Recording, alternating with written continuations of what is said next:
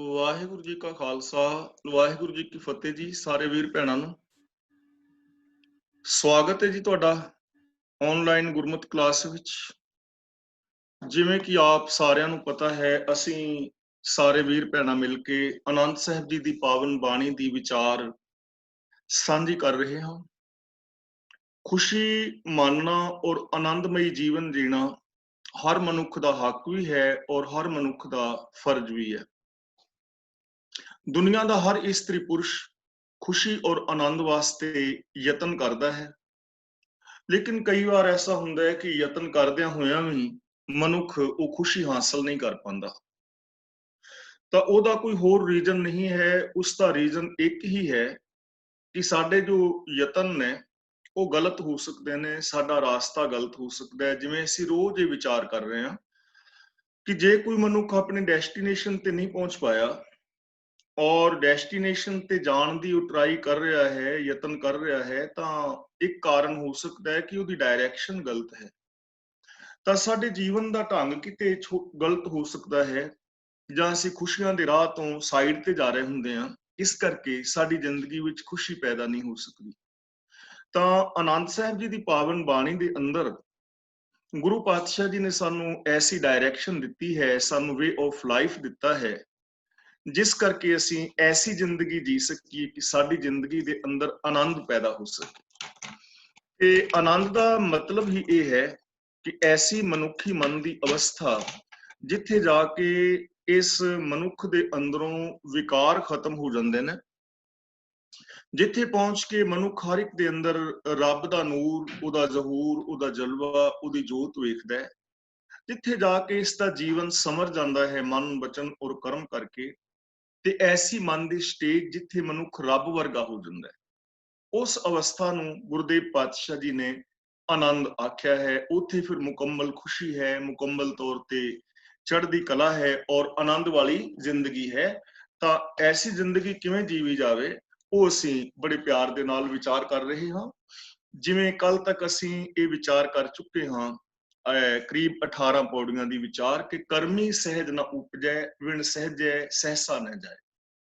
ਜਿਹੜੇ ਧਾਰਮਿਕ ਕਰਮ ਨੇ ਵਿਖਾਵੇ ਦੇ, ਉਹਨਾਂ ਦੇ ਨਾਲ ਸਹਿਜ ਜਿਹੜਾ ਹੈ ਨਹੀਂ ਪੈਦਾ ਹੁੰਦਾ, ਸਿੱਧਾ ਉਹਨਾਂ ਦੇ ਨਾਲ ਆਨੰਦ ਪੈਦਾ ਨਹੀਂ ਹੁੰਦਾ, ਕੇਵਲ ਧਾਰਮਿਕ ਵਿਖਾਵੇ ਦੇ ਕਰਮਾਂ ਦੇ ਨਾਲ। ਜਿਵੇਂ ਤੀਰਥ ਇਸ਼ਨਾਨ ਨੇ, ਵਿਖਾਵੇ ਦੀਆਂ ਸਮਾਧੀਆਂ ਨੇ, ਜਾਂ ਜਪ ਤਪ ਸੰਜਮ ਨੇ, ਇਹਨਾਂ ਦੇ ਨਾਲ ਆਤਮਕ ਉੱਚਤਾ ਹਾਸਲ ਨਹੀਂ ਹੁੰਦੀ ਔਰ ਸਹਿਜ ਤੋਂ ਬਿਨਾ ਜ਼ਿੰਦਗੀ ਦੇ ਵਿੱਚੋਂ ਸੰਸਾ ਜਿਹੜਾ ਹੈ ਉਹ ਨਹੀਂ ਜਾਂਦਾ। ਤਾਂ ਅਗਲੀ ਪੌੜੀ ਦੇ ਵਿੱਚ ਗੁਰਦੇਵ ਪਾਤਸ਼ਾਹ ਜੀ ਸਾਨੂੰ ਸਮਝਾ ਰਹੇ ਨੇ, ਜੀਉ ਮੈਲੇ ਬਾਹਰੋਂ ਨਿਰਮਲ। ਕੁਝ ਲੋਕ ਇਸ ਢੰਗ ਦੀ ਜ਼ਿੰਦਗੀ ਜੀਂਦੇ ਹਨ ਜਿਹੜੇ ਅੰਦਰੋਂ ਮੈਲੇ ਨੇ ਤੇ ਬਾਹਰੋਂ ਬੜੇ ਨਿਰਮਲ ਨੇ, ਬਾਹਰੋਂ ਬੜੇ ਸਾਫ਼ ਸੁਥਰੇ ਨੇ, ਬਾਹਰੋਂ ਧਾਰਮਿਕ ਪਹਿਨਾਵਾ ਪਹਿਨਿਆ ਹੋਇਆ ਹੈ, ਬਾਹਰੀ ਤੌਰ ਤੇ ਉਹ ਧਾਰਮਿਕ ਕਰਮ ਵੀ ਕਰ ਰਹੇ ਨੇ, ਧਰਮ ਸਥਾਨ ਵਿੱਚ ਮੱਥਾ ਟੇਕਣ ਵੀ ਜਾਂਦੇ ਨੇ, ਬਾਹਰੀ ਤੌਰ ਤੇ ਉਹ ਧਾਰਮਿਕ ਗ੍ਰੰਥ ਵੀ ਆਪਣੇ ਧਰਮ ਦੇ ਮਰਿਆਦਾ ਮੁਤਾਬਕ ਪੜ੍ਹਦੇ ਨੇ, ਬਾਹਰੀ ਤੌਰ ਤੇ ਉਹ ਤੀਰਥ ਯਾਤਰਾ ਕਰਨ ਵੀ ਜਾ ਰਹੇ ਹਨ, ਉਹ ਪੁੰਨ ਦਾਨ ਵੀ ਕਰਦੇ ਨਜ਼ਰੀ ਪੈਂਦੇ ਨੇ, ਉਹ ਲੋਕਾਂ ਨੂੰ ਪ੍ਰਸ਼ਾਦਾ ਪਾਣੀ ਵੀ ਛਕਾਉਂਦੇ ਹੋਏ ਨਜ਼ਰੀ ਪੈਂਦੇ ਨੇ, ਪਰ ਅੰਦਰੋਂ ਬੜੇ ਮੈਲੇ ਨੇ। ਅੰਦਰ ਉਹਨਾਂ ਦੇ ਮੈਲ ਹੈ। ਕਿਵੇਂ ਹੈ? ਜਿਵੇਂ ਅਸੀਂ ਵੇਖਦੇ ਹਾਂ ਮਲਕ ਭਾਗੋ ਹੈ, ਬਾਹਰੀ ਤੌਰ ਤੇ ਉਸਨੇ ਧਾਰਮਿਕ ਪਹਿਨਾਵਾ ਵੀ ਪਹਿਨਿਆ ਹੋਇਆ ਹੈ ਔਰ ਬਾਹਰੀ ਤੌਰ ਤੇ ਉਹ ਯੱਗ ਵੀ ਕਰ ਰਿਹਾ ਹੈ, ਹਵਨ ਕਰ ਰਿਹਾ ਹੈ, ਬਾਹਰੀ ਤੌਰ ਤੇ ਭੰਡਾਰਾ ਕਰ ਰਿਹਾ ਹੈ ਬਹੁਤ ਵੱਡਾ, ਔਰ ਉਸ ਭੰਡਾਰੇ ਦੇ ਅੰਦਰ ਸਾਰੇ ਲੋਕਾਂ ਨੂੰ ਸੱਦਾ ਪੱਤਰ ਦਿੱਤਾ ਹੋਇਆ। ਤੇ ਉਹ ਭੰਡਾਰਾ ਵੀ ਆਮ ਨਹੀਂ, ਦੇਸੀ ਘਿਓ ਦੇ ਨਾਲ ਤਲੇ ਹੋਏ ਪੂੜੇ, ਪੂੜੀਆਂ, ਮਟਰ ਪਨੀਰ, ਕਾਜੂ ਬਦਾਮਾਂ ਵਾਲੀ ਖੀਰ, ਤਸਮਈ, ਦਹੀਂ ਭੱਲੇ, ਰਾਇਤਾ ਬਣਾਇਆ ਹੋਇਆ ਹੈ, 2-3 ਕਿਸਮ ਦੇ ਚਾਵਲ ਬਣਾਏ ਹੋਏ ਨੇ ਔਰ ਕੀਮਤੀ ਪ੍ਰਸ਼ਾਦੇ ਨੇ 36 ਕਿਸਮ ਦੇ ਬਣਾਏ। ਔਰ ਜਿਹੜੇ ਲੋਕ ਪ੍ਰਸ਼ਾਦਾ ਛਕਣ ਜਾ ਰਹੇ ਨੇ, ਉਹਨਾਂ ਨੂੰ ਨਾਲ ਉਹ ਭੇਟਾ ਵੀ ਦੇ ਰਿਹਾ ਹੈ, ਪੈਸੇ ਵੀ ਦੇ ਰਿਹਾ ਹੈ। ਤਾਂ ਜੇ ਤੇ ਬਾਹਰੀ ਤੌਰ ਤੇ ਵੇਖਿਆ ਜਾਏ ਤੇ ਬੜਾ ਚੰਗਾ ਬੰਦਾ ਹੈ, ਕਿਉਂਕਿ ਦਾਨ ਕਰਦਾ ਪਿਆ। ਬਾਹਰੀ ਤੌਰ ਤੇ ਵੇਖਿਆ ਜਾਏ ਤੇ ਨਾ ਕੀਮਤੀ ਪ੍ਰਸ਼ਾਦਾ ਪਾਣੀ ਛਕਾ ਰਿਹਾ, ਪਰ ਅੰਦਰੋਂ ਬੜਾ ਮੈਲਾ ਹੈ। ਗੁਰੂ ਨਾਨਕ ਪਾਤਸ਼ਾਹ ਜੀ ਮਹਾਰਾਜ ਉਹਨਾਂ ਦੇ ਉਸ ਤੇ ਭੰਡਾਰੇ ਵਿੱਚ ਨਹੀਂ ਜਾਂਦੇ, ਤੇ ਜਦੋਂ ਬਾਰ-ਬਾਰ ਸੱਦਣ ਤੇ ਪਹੁੰਚਦੇ ਨੇ, ਪੁੱਛਿਆ ਜਾਂਦਾ ਹੈ ਕਿ ਆਏ ਕਿਉਂ ਨਹੀਂ, ਰੀਜ਼ਨ ਕੀ ਹੈ? ਲਾਲੋ ਦੇ ਘਰ ਵਿੱਚ ਐਸਾ ਕੀ ਹੈ ਤੇ ਮੇਰੇ ਘਰ ਵਿੱਚ ਐਸਾ ਕੀ ਨਹੀਂ? ਉੱਥੇ ਤਾਂ ਕੋਦਰੇ ਦਾ ਪ੍ਰਸ਼ਾਦਾ ਹੋਏਗਾ, ਰੁੱਖਾ ਪ੍ਰਸ਼ਾਦਾ। ਉੱਥੇ ਸੌਣ ਵਾਸਤੇ, ਆਰਾਮ ਵਾਸਤੇ ਚੰਗੇ ਬੈੱਡ ਮੰਜੇ ਨਹੀਂ ਹੈ। ਮੇਰੇ ਘਰ 36 ਕਿਸਮ ਦਾ ਭੋਜਨ, ਇੰਨਾ ਵੱਡਾ ਮੇਰਾ ਮਹਿਲ ਮਨਾਰਾ, ਇੰਨੇ ਸੋਹਣੇ ਭੋਜਨ ਨੇ, ਇੰਨੇ ਸੋਹਣੇ ਗਦੇਲੇ ਲੱਗੇ ਨੇ। ਤਾਂ ਗੁਰੂ ਪਾਤਸ਼ਾਹ ਜੀ ਕਹਿੰਦੇ ਨੇ, ਪਿਆਰਿਆ, ਭਾਈ ਲਾਲੋ ਦੇ ਘਰ ਸੱਚ ਹੈ, ਉੱਥੇ ਇਨਸਾਨੀਅਤ ਹੈ, ਉਹ ਅੰਦਰ ਦਾ ਬੜਾ ਸਾਫ਼ ਹੈ, ਉਹਦਾ ਕੋਦਰੇ ਦਾ ਪ੍ਰਸ਼ਾਦਾ ਵੀ ਦੁੱਧ ਵਰਗਾ, ਅੰਮ੍ਰਿਤ ਵਰਗਾ ਹੈ। ਪਰ ਤੇਰਾ ਆ ਜਿੰਨਾ ਰਾਸ਼ਨ ਪਾਣੀ ਪੈਦਾ ਕੀਤਾ ਹੋਇਆ ਹੈ, ਇਹ 2 ਨੰਬਰ ਦੇ ਨਾਲ ਪੈਦਾ ਕੀਤਾ ਹੋਇਆ ਹੈ। ਇਹ ਗਰੀਬ ਲੋਕਾਂ ਦਾ ਖੂਨ ਚੂਸਿਆ ਹੋਇਆ ਹੈ। ਆ ਜਿਨ੍ਹਾਂ ਨੂੰ ਤੂੰ ਪ੍ਰਸ਼ਾਦਾ ਪਾਣੀ ਛਕਾ ਰਿਹਾ ਹੈ, ਇਹਨਾਂ ਦਾ ਹੀ ਖੂਨ ਚੂਸਿਆ ਹੋਇਆ ਹੈ। ਤੂੰ ਰਿਸ਼ਵਤਖੋਰ ਹੈ, ਤੂੰ ਵਿਆਜ ਲੈਂਦਾ ਹੈ, ਤੂੰ ਲੋਕਾਂ ਦਾ ਹੱਕ ਖਾਂਦਾ ਹੈ, ਕਿਸਾਨਾਂ ਦੀ ਫਸਲ ਖਾ ਜਾਂਦਾ ਹੈ। ਇਹਨੂੰ ਕਹਿੰਦੇ ਨੇ ਜਿਉਂ ਮੈਲੇ ਬਾਹਰੋਂ ਨਿਰਮਲ। ਹੁਣ ਸ਼ੇਖ ਸੱਜਣ ਹੈ, ਬਾਹਰੋਂ ਤੇ ਬੜਾ ਨਿਰਮਲ ਹੈ, ਉਹਨੇ ਮੰਦਿਰ ਵੀ ਬਣਾਇਆ ਹੈ, ਇੱਕ ਪਾਸੇ ਮਸਜਿਦ ਵੀ ਬਣਾਈ ਹੈ, ਧਰਮਸ਼ਾਲਾ ਬਣਾਈ ਹੋਈ ਹੈ, ਚਿੱਟਾ ਚੋਗਾ ਪਾਇਆ ਹੋਇਆ ਹੈ, ਗਲ ਵਿੱਚ ਮਾਲਾ ਪਾਈ ਹੋਈ ਹੈ, ਪੈਰਾਂ ਵਿੱਚ ਦਸਤਾਨਾ, ਪੈਰਾਂ ਦੇ ਅੰਦਰ ਖੜਾਵਾਂ ਪਾਈਆਂ ਹੋਈਆਂ ਨੇ, ਸੌਰੀ, ਪੈਰਾਂ ਵਿੱਚ ਖੜਾਵਾਂ ਪਾਈਆਂ ਹੋਈਆਂ ਨੇ, ਗਲ ਵਿੱਚ ਵੀ ਮਾਲਾ ਹੈ, ਹੱਥ ਵਿੱਚ ਵੀ 1-2 ਮਾਲਾ ਨੇ। ਬਾਹਰੋਂ ਬੜਾ ਪਵਿੱਤਰ ਧਰਮੀ ਹੈ, ਆਏ ਗਏ ਨੂੰ ਪ੍ਰਸ਼ਾਦਾ ਪਾਣੀ ਵੀ ਛਕਾਉਂਦਾ ਹੈ, ਪਰ ਰਾਤ ਨੂੰ ਮੁਸਾਫਰਾਂ ਦਾ ਸਮਾਨ ਲੁੱਟ ਲੈਂਦਾ ਹੈ। ਜਿਨ੍ਹਾਂ ਕੋਲ ਜ਼ਿਆਦਾ ਧਨ ਹੈ, ਉਹਨਾਂ ਮੁਸਾਫਰਾਂ ਨੂੰ ਕਤਲ ਕਰ ਦਿੰਦਾ ਹੈ, ਉਹਨਾਂ ਦੀਆਂ ਲਾਸ਼ਾਂ ਵੀ ਖੁਰਦ-ਬੁਰਦ ਕਰ ਦਿੰਦਾ ਹੈ, ਲੇਕਿਨ ਬਾਹਰੀ ਤੌਰ ਤੇ ਬੜਾ ਧਰਮੀ ਨਜ਼ਰ ਆ ਰਿਹਾ ਹੈ। ਤਾਂ ਗੁਰੂ ਪਾਤਸ਼ਾਹ ਜੀ ਕਹਿੰਦੇ ਨੇ, ਜਿਹੜਾ ਬੰਦਾ ਅੰਦਰੋਂ ਮੈਲਾ ਹੈ, ਜਿਸ ਦੀ ਸੋਚ ਮੈਲੀ ਹੈ, ਬਾਹਰੀ ਤੌਰ ਤੇ ਉਹ ਧਾਰਮਿਕ ਕਰਮ ਕਰਦਾ ਹੈ, ਬਾਹਰੀ ਤੌਰ ਤੇ ਉਹ ਧਾਰਮਿਕ ਚਿੰਨ੍ਹ ਧਾਰਨ ਕਰੀ ਫਿਰਦਾ ਹੈ, ਤਾਂ ਐਸੇ ਬੰਦੇ ਦੀ ਜ਼ਿੰਦਗੀ ਦੇ ਅੰਦਰ ਕਦੇ ਖੁਸ਼ੀ ਨਹੀਂ ਪੈਦਾ ਹੋ ਸਕਦੀ, ਕਿਉਂਕਿ ਖੁਸ਼ੀ ਤੇ ਅੰਦਰੋਂ ਪੈਦਾ ਹੋਣੀ ਹੈ। ਖੁਸ਼ੀ ਪੈਦਾ ਹੋਣੀ ਹੈ ਸੱਚ ਦੇ ਨਾਲ। ਤੁਸੀਂ ਸੱਚ ਬੋਲੋਗੇ, ਤੁਹਾਨੂੰ ਖੁਸ਼ੀ ਹੋਏਗੀ ਕਿ ਮੈਂ ਸੱਚ ਬੋਲਿਆ। ਕਿਸੇ ਦੀ ਹੈਲਪ ਕਰੋਗੇ, ਤੁਹਾਨੂੰ ਖੁਸ਼ੀ ਹੋਏਗੀ ਕਿ ਸ਼ੁਕਰ ਹੈ ਕਿ ਮੇਰੇ ਹੱਥੋਂ ਕਿਸੇ ਦੀ ਹੈਲਪ ਹੋਈ ਹੈ। ਤੁਸੀਂ ਕਿਸੇ ਗਿਰੇ ਨੂੰ ਉਠਾਓਗੇ, ਤੁਸੀਂ ਕਿਸੇ ਪਛੜੇ ਹੋਏ ਨੂੰ ਨਾਲ ਰਲਾਓਗੇ, ਤੁਸੀਂ ਕਿਸੇ ਰੋਂਦੇ ਨੂੰ ਚੁੱਪ ਕਰਾਓਗੇ, ਤੁਹਾਨੂੰ ਅਸ਼ੀਸ਼ ਦੇਵੇਗਾ, ਤੁਹਾਡੇ ਅੰਦਰ ਖੁਸ਼ੀ ਪੈਦਾ ਹੋਏਗੀ। ਲੇਕਿਨ ਜਿਹੜਾ ਬੰਦਾ ਅੰਦਰ ਦਾ ਖੋਟਾ ਹੈ, ਬਾਹਰੀ ਤੌਰ ਤੇ ਜਿੰਨੇ ਮਰਜ਼ੀ ਉਹ ਧਰਮ ਗ੍ਰੰਥ ਪੜ੍ਹੇ, ਪਾਠ ਪੂਜਾ ਕਰੇ, ਤੀਰਥ ਕਰੇ, ਦਾਨ ਕਰੇ, ਪੁੰਨ ਕਰੇ, ਉਹਦੀ ਜ਼ਿੰਦਗੀ ਦੇ ਅੰਦਰ ਖੁਸ਼ੀ ਪੈਦਾ ਹੋਏਗੀ ਨਹੀਂ। ਦੂਜੇ ਨੰਬਰ ਤੇ ਉਹ ਇਸ ਸਮਾਜ ਵਿੱਚ ਵੀ ਕਿਸੇ ਨੂੰ ਖੁਸ਼ੀ ਨਹੀਂ ਦੇ ਸਕੇਗਾ, ਕਿਉਂਕਿ ਜਿੱਥੇ ਉਹਨੂੰ ਦਾ ਲੱਗੇਗਾ, ਉੱਥੇ ਉਹਨੇ ਬਗਾਨਾ ਹੱਕ ਖਾਣ ਦਾ ਯਤਨ ਕਰਨਾ ਹੈ। ਤਾਂ ਗੁਰੂ ਜੀ ਕਹਿੰਦੇ ਹਨ, ਜੀਉ ਮੈਲੇ ਬਾਹਰੋਂ ਨਿਰਮਲ, ਬਾਹਰੋਂ ਨਿਰਮਲ ਜੀਉ ਤਾਂ ਮੈਲੇ, ਤਿਨੀ ਜਨਮ ਜੂਏ ਹਾਰਿਆ। ਉਹਨਾਂ ਦੀ ਜ਼ਿੰਦਗੀ ਐਸੀ ਹੈ ਜਿਵੇਂ ਜੂਏ ਦੇ ਅੰਦਰ ਜਨਮ ਆਪਣਾ ਹਾਰ ਦਿੱਤਾ ਹੋਵੇ। ਕੰਮ ਤੇ ਬੰਦਾ ਕਰਦਾ ਹੈ ਜਿੱਤਣ ਵਾਸਤੇ, ਜੂਏ ਦੇ ਵਿੱਚ ਲੋਕ ਜਾਂਦੇ ਨੇ ਨਾ, ਜੂਆ ਖੇਲਣ ਵਾਸਤੇ, ਕੋਈ ਇਸ ਕਰਕੇ ਨਹੀਂ ਜਾਂਦਾ ਕਿ ਮੈਂ ਹਾਰ ਕੇ ਆਵਾਂਗਾ। ਸਾਰੇ ਹੀ ਲੋਕ ਜਿੱਤਣ ਵਾਸਤੇ ਜਾਂਦੇ ਨੇ, ਲੇਕਿਨ ਬਹੁਤੇ ਲੋਕ ਹਾਰਦੇ ਨੇ। ਉਹਨਾਂ ਨੇ ਜਿੱਤਣਾ ਤਾਂ ਕੀ ਹੈ, ਜੋ ਆਪਣੇ ਕੋਲ ਮੂਲ ਹੁੰਦਾ ਉਹ ਵੀ ਗਵਾ ਦਿੰਦੇ ਨੇ, ਆਪਣੀ ਪ੍ਰਾਪਰਟੀ ਗਵਾ ਦਿੰਦੇ ਨੇ। ਅਸੀਂ ਪਾਂਡਵਾਂ ਨੂੰ ਦੇਖਦੇ ਹਾਂ, ਜੂਏ ਦੇ ਅੰਦਰ ਆਪਣਾ ਸਾਰਾ ਕੁਝ ਗਵਾ ਦਿੱਤਾ ਹੈ, ਦ੍ਰੋਪਦੀ ਵੀ ਦਾਅ ਤੇ ਲਗਾ ਦਿੱਤੀ ਹੈ, ਔਰਤ ਵੀ ਹਾਰ ਗਈ। ਜਿਵੇਂ ਕੋਈ ਬੰਦਾ ਜੂਏ ਦੇ ਅੰਦਰ ਸਾਰੀ ਪ੍ਰਾਪਰਟੀ ਹਾਰ ਜਾਏ ਤੇ ਉਹ ਕੰਗਾਲ ਹੋ ਜਾਏ, ਉਹਦੇ ਪੱਲੇ ਕੱਖ ਵੀ ਨਾ ਬਚੇ, ਤਾਂ ਉਹ ਮਨੁੱਖ ਜਿਹੜਾ ਅੰਦਰੋਂ ਮੈਲਾ ਹੈ, ਜਿਸ ਦੇ ਅੰਦਰ ਈਰਖਾ ਹੈ, ਜਿਸ ਦੇ ਅੰਦਰ ਹੰਕਾਰ ਹੈ, ਜਿਸ ਦੇ ਅੰਦਰ ਈਗੋ ਹੈ, ਜੋ ਬੇਗਾਨੇ ਹੱਕ ਖਾਂਦਾ ਹੈ, ਉਹ ਬੰਦਾ ਉਸ ਜੁਆਰੀ ਦੀ ਤਰ੍ਹਾਂ ਹੈ ਜਿਸ ਨੇ ਆਪਣਾ ਸਭ ਕੁਝ ਹਾਰ ਦਿੱਤਾ ਹੈ, ਤੇ ਉੱਥੇ ਖੁਸ਼ੀ ਕਿੱਥੇ? ਜਿਹੜਾ ਬੰਦਾ ਆਪਣੀ ਸਾਰੀ ਪ੍ਰਾਪਰਟੀ ਹਾਰ ਜਾਏ, ਘਰ ਵੀ ਹਾਰ ਜਾਏ, ਜ਼ਮੀਨ ਜਾਇਦਾਦ ਹਾਰ ਜਾਏ, ਉਹਨੂੰ ਖੁਸ਼ੀ ਕਿੱਥੇ? ਤੇ ਜਿਸ ਬੰਦੇ ਨੇ ਖੁਸ਼ੀ ਦੇ ਸਾਰੇ ਸਾਧਨ ਹਾਰ ਦਿੱਤੇ ਹੋਣ, ਸਤ, ਸੰਤੋਖ, ਦਇਆ, ਧਰਮ, ਧੀਰਜ, ਗਿਆਨ, ਵੈਰਾਗ, ਨਿਮਾਨਤਾ, ਸੇਵਾ, ਸਿਮਰਨ, ਪ੍ਰੇਮ, ਕੁਰਬਾਨੀ ਦੇ ਸ਼ੁਭ ਜਜ਼ਬੇ ਹਾਰ ਗਿਆ ਹੋ, ਜਿਸ ਦੀ ਜ਼ਿੰਦਗੀ ਦੇ ਅੰਦਰ ਇਨਸਾਨੀਅਤ ਨਾ ਹੋਵੇ, ਜਿਹਦੇ ਮੱਥੇ ਤੇ ਹਮੇਸ਼ਾ ਤਿਊੜੀਆਂ ਪਈਆਂ ਰਹਿਣ, ਜਿਹਦੇ ਬੁੱਲਾਂ ਤੇ ਮੁਸਕਰਾਹਟ ਨਾ ਹੋਵੇ, ਜਿਹਦੀਆਂ ਅੱਖਾਂ ਵਿੱਚ ਚਮਕ ਨਾ ਹੋਵੇ, ਜਿਹਦੇ ਚਿਹਰੇ ਤੇ ਨੂਰ ਨਾ ਹੋਵੇ, ਖੁਸ਼ੀ ਕਿੱਥੋਂ? ਖੁਸ਼ੀ ਤੇ ਅੰਦਰੋਂ ਪੈਦਾ ਹੋਣੀ ਸੀ। ਜੇ ਅਸੀਂ ਆਪਣੇ ਘਰ ਪਰਿਵਾਰ ਨੂੰ ਲਵੀਏ ਤੇ ਆਪਣੇ ਜਿਹੜੇ ਪਰਿਵਾਰ ਦੇ ਮੈਂਬਰ ਨੇ, ਪਤਨੀ ਹੈ, ਬੱਚੇ ਨੇ, ਮਾਂ-ਬਾਪ ਨੇ, ਭੈਣ ਭਰਾ ਨੇ, ਖੁਸ਼ੀ ਤੇ ਹੋਣੀ ਸੀ ਅੰਦਰ। ਜੇ ਪ੍ਰੇਮ ਹੋਵੇ ਇੱਕ ਦੂਜੇ ਦੇ, ਤਾਂ ਤੇ ਪਰਿਵਾਰ ਵਿੱਚ ਖੁਸ਼ੀ ਹੈ। ਤੇ ਜੇ ਹਰ ਇੱਕ ਦੇ ਅੰਦਰ ਈਗੋ ਹੈ, ਇੱਕ ਦੂਜੇ ਵਾਸਤੇ ਸਾੜਾ ਹੈ, ਇੱਕ ਦੂਜੇ ਦੀ ਗੱਲ ਅਸੀਂ ਮੰਨਦੇ ਨਹੀਂ, ਟੁੱਟ-ਟੁੱਟ ਕੇ ਪੈਂਦੇ ਹਾਂ, ਤੇ ਫਿਰ ਖੁਸ਼ੀ ਕਿੱਥੋਂ? ਖੁਸ਼ੀ ਤੇ ਅੰਦਰੋਂ ਸੰਤੋਖ ਨਾਲ ਪੈਦਾ ਹੋਣੀ ਸੀ। ਖੁਸ਼ੀ ਤੇ ਅੰਦਰੋਂ ਗਿਆਨ ਨਾਲ ਪੈਦਾ ਹੋਣੀ ਸੀ। ਖੁਸ਼ੀ ਤਾਂ ਦਇਆ ਨਾਲ ਪੈਦਾ ਹੋਣੀ ਸੀ।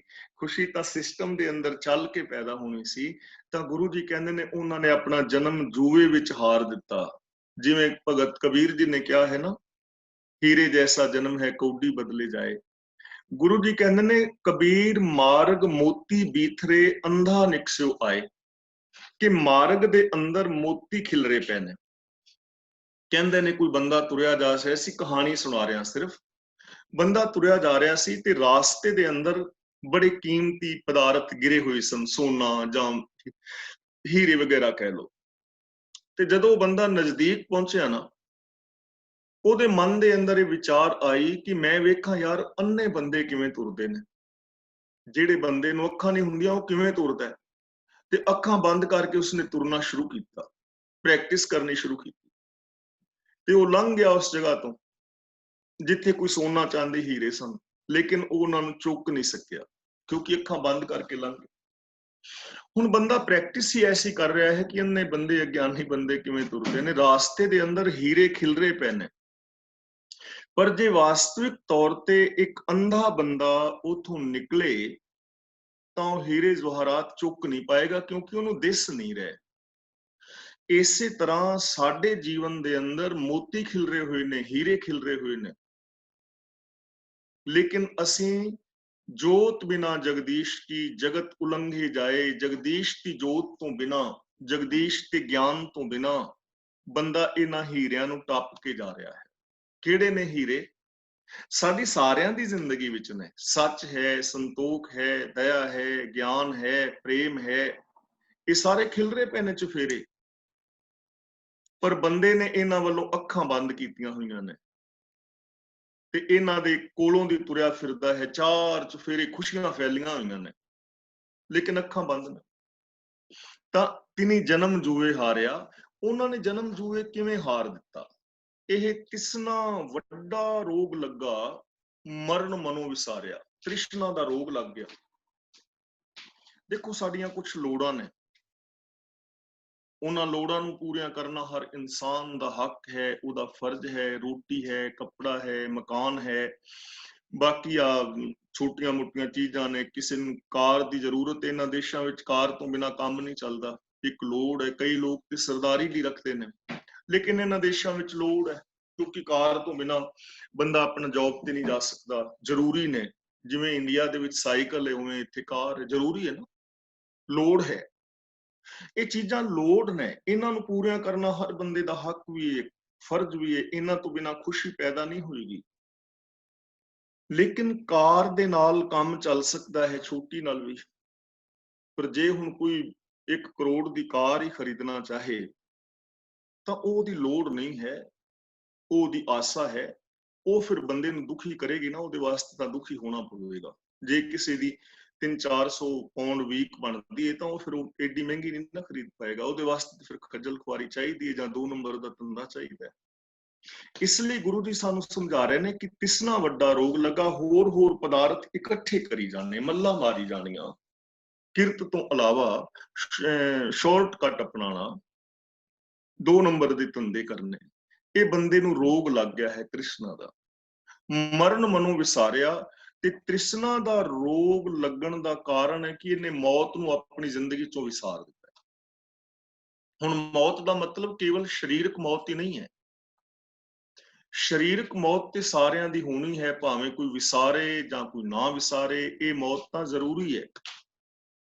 ਪਰ ਅਸਲੀ ਮੌਤ ਨੂੰ ਬੰਦੇ ਨੇ ਭੁਲਾਇਆ। ਜਦੋਂ ਅਸਲੀ ਮੌਤ ਨੂੰ ਭੁਲਾ ਦਿੰਦਾ ਨਾ, ਉਦੋਂ ਬੰਦਾ ਵਿਕਾਰ ਕਮਾਉਂਦਾ ਹੈ।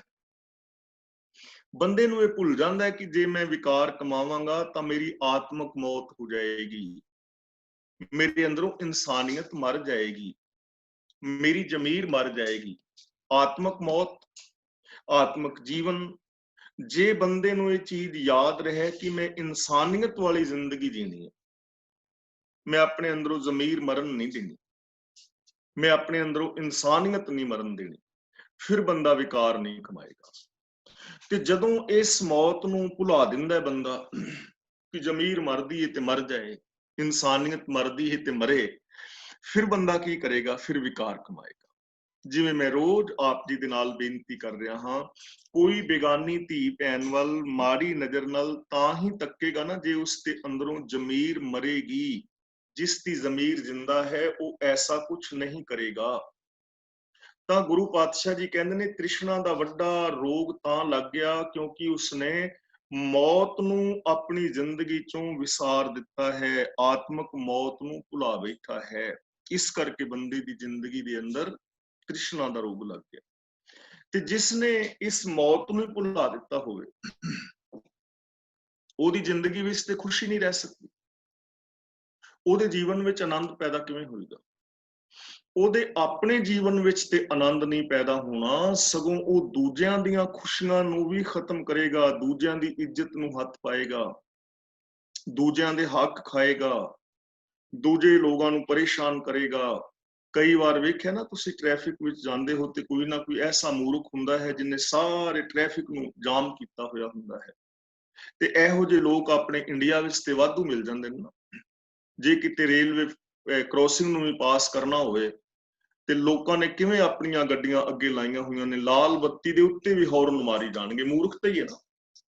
ਇਹੋ ਜਿਹੇ ਜਿਹੜੇ ਮੂਰਖ ਕਿਸਮ ਦੇ ਲੋਕ ਨੇ ਉਹ ਆਪ ਤੇ ਪਰੇਸ਼ਾਨ ਹੁੰਦੇ ਨੇ, ਉਹ ਸਮਾਜ ਨੂੰ ਵੀ ਔਰ ਆਮ ਜਨਤਾ ਨੂੰ ਵੀ ਪਰੇਸ਼ਾਨ ਕਰਦੇ ਹਨ। ਤਾਂ ਗੁਰੂ ਪਾਤਸ਼ਾਹ ਜੀ ਕਹਿੰਦੇ ਨੇ ਜਿਨ੍ਹਾਂ ਨੇ ਆਪਣੀ ਜ਼ਿੰਦਗੀ ਚੋਂ ਆਤਮਕ ਮੌਤ ਦੇ ਭੈ ਨੂੰ ਖਤਮ ਕਰ ਦਿੱਤਾ ਹੈ, ਉਹਨਾਂ ਦੇ ਜੀਵਨ ਦੇ ਵਿੱਚ ਤ੍ਰਿਸ਼ਨਾ ਦਾ ਵੱਡਾ ਰੋਗ ਲੱਗ ਜਾਂਦਾ ਹੈ। ਉਹਨਾਂ ਨੂੰ ਫਿਰ ਪਰਵਾਹ ਨਹੀਂ ਹੁੰਦੀ ਆਤਮਕ ਮੌਤ ਦੀ।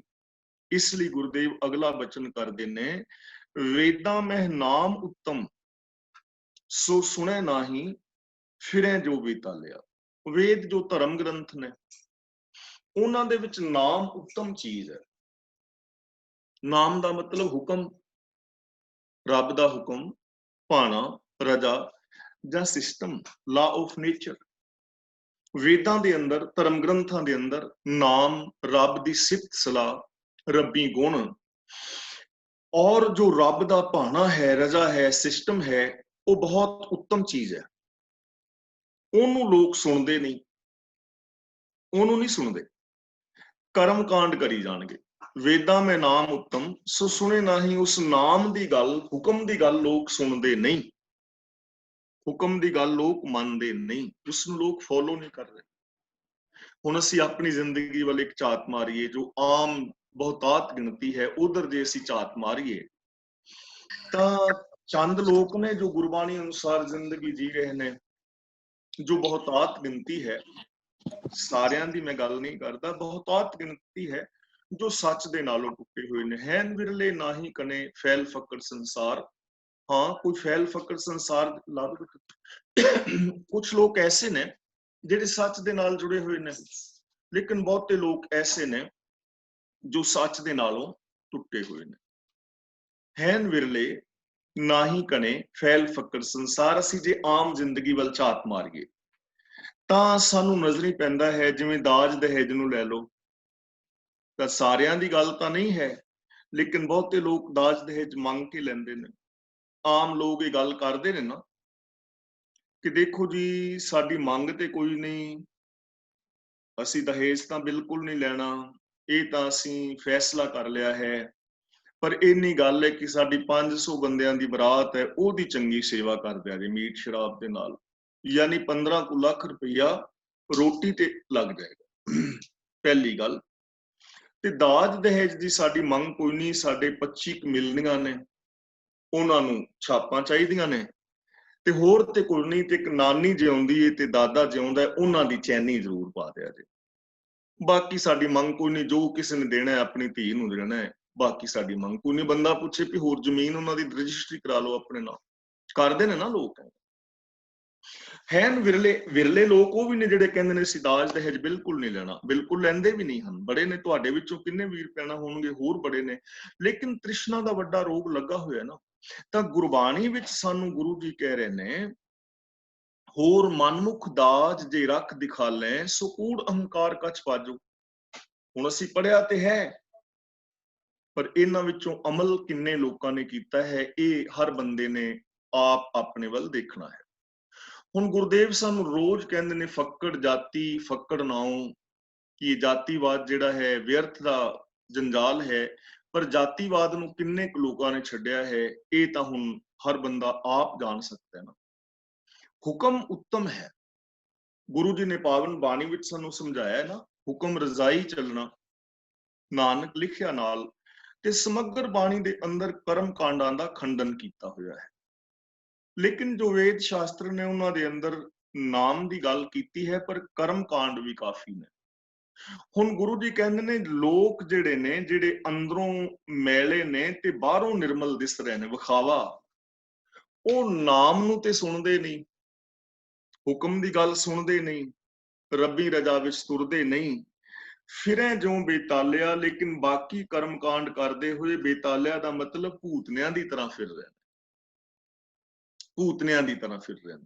ਤੇ ਭੂਤਨਾ ਕਿਹਨੂੰ ਕਹਿੰਦੇ ਨੇ? ਭੂਤਨਾ ਉਹ ਹੁੰਦਾ ਜਿਹੜਾ ਕਿਸੇ ਦੀ ਜ਼ਿੰਦਗੀ ਦੇ ਅੰਦਰ ਇੰਟਰਫੇਅਰ ਕਰਕੇ ਤੇ ਉਹਦੇ ਜੀਵਨ ਨੂੰ ਡਿਸਟਰਬ ਕਰੇ, ਉਹ ਭੂਤਨਾ ਹੈ। ਤੇ ਹੁਣ ਅਸੀਂ ਦੇਖਦੇ ਹਾਂ ਕਿੰਨੇ ਸਾਰੇ ਲੋਕ ਨੇ ਜੋ ਦੂਜਿਆਂ ਨੂੰ ਡਿਸਟਰਬ ਕਰਦੇ ਨੇ।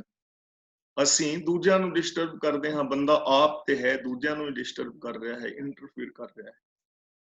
ਭੂਤ ਨਾਮ ਦੀ ਚੀਜ਼ ਇਸ ਦੁਨੀਆ ਵਿੱਚ ਨਹੀਂ ਹੈ। ਜਿਹਨੂੰ ਅਸੀਂ ਭੂਤ ਮੰਨਦੇ ਨਾ, ਚਿੰਬੜਨ ਵਾਲੇ, ਉਹ ਭੂਤ ਇਸ ਦੁਨੀਆ ਵਿੱਚ ਨਹੀਂ ਹਨ। ਗੁਰਬਾਣੀ ਦਾ ਪਾਵਨ ਬਚਨ ਹੈ, ਕਬੀਰ ਜਾ ਘਰ ਸਾਧ ਨਾ ਸੇਵੀਐ, ਹਰ ਕੀ ਸੇਵਾ ਨਾਹੇ, ਤੇ ਕਰ ਮਰਹਟ ਸਾਰਖੇ, ਭੂਤ ਬਸੈ ਤਿਨ ਮਾਹੇ। ਭੂਤ ਕੌਣ ਨੇ? ਜਿਨ੍ਹਾਂ ਘਰਾਂ ਦੇ ਵਿੱਚ ਰੱਬ ਦੀ ਸੇਵਾ ਨਹੀਂ, ਰੱਬੀ ਹੁਕਮ ਨੂੰ ਨਹੀਂ ਮੰਨਿਆ ਜਾਂਦਾ, ਰੱਬ ਦੇ ਗੁਣ ਨਹੀਂ ਗਾਏ ਜਾਂਦੇ, ਜਿਨ੍ਹਾਂ ਘਰਾਂ ਦੇ ਵਿੱਚ ਗੁਰਮਤ ਵਾਲਾ ਜੀਵਨ ਨਹੀਂ ਹੈ, ਉਹ ਘਰ ਮੜੀਆਂ ਦੇ ਬਰਾਬਰ ਨੇ, ਸ਼ਮਸ਼ਾਨ ਭੂਮ ਵਰਗੇ ਨੇ। ਤੇ ਉਹਨਾਂ ਘਰਾਂ ਦੇ ਵਿੱਚ ਵਸਣ ਵਾਲੇ ਜਿਹੜੇ ਲੋਕ ਨੇ, ਉਹ ਭੂਤ ਨੇ। ਹੁਣ ਇਹੋ ਜਿਹੇ ਭੂਤ ਨੇ ਕਰੋੜਾਂ ਹੀ ਨੇ, ਕਈ ਕੋਟ ਭੂਤ ਪ੍ਰੇਤ ਸੂਕਰ ਮਿਰਗਾਚ, ਕਰੋੜਾਂ ਨੇ ਇਹੋ ਜਿਹੇ ਜਿਹੜੇ ਨਾਮ ਤੋਂ ਹੀਣੇ ਨੇ, ਸੱਚ ਤੋਂ ਹੀਣੇ ਨੇ। ਬੇਤਾਲ ਕਿਹਨੂੰ ਕਹਿੰਦੇ ਨੇ? ਫਿਰੈ ਜੋ ਬੇਤਾਲਿਆ, ਨਾਮਹੀਣ ਫਿਰੈ ਬੇਤਾਲ। ਜਿਹੜੇ ਸੱਚ ਨਾਲੋਂ ਟੁੱਟੇ ਨੇ ਉਹ ਸਾਰੇ ਭੂਤ ਨੇ ਹੀ ਨੇ। ਪ੍ਰੇਤ ਕਿਹਨੂੰ ਕਹਿੰਦੇ ਨੇ? ਗੁਰੂ ਜੀ ਕਹਿੰਦੇ ਨੇ ਕਲ ਮਹਿ ਪ੍ਰੇਤ ਜਿਨੀ ਰਾਮ ਨਾ ਪਛਾਤਾ, ਸਤਜੁਗ ਪਰਮਹੰਸ ਵਿਚਾਰੀ।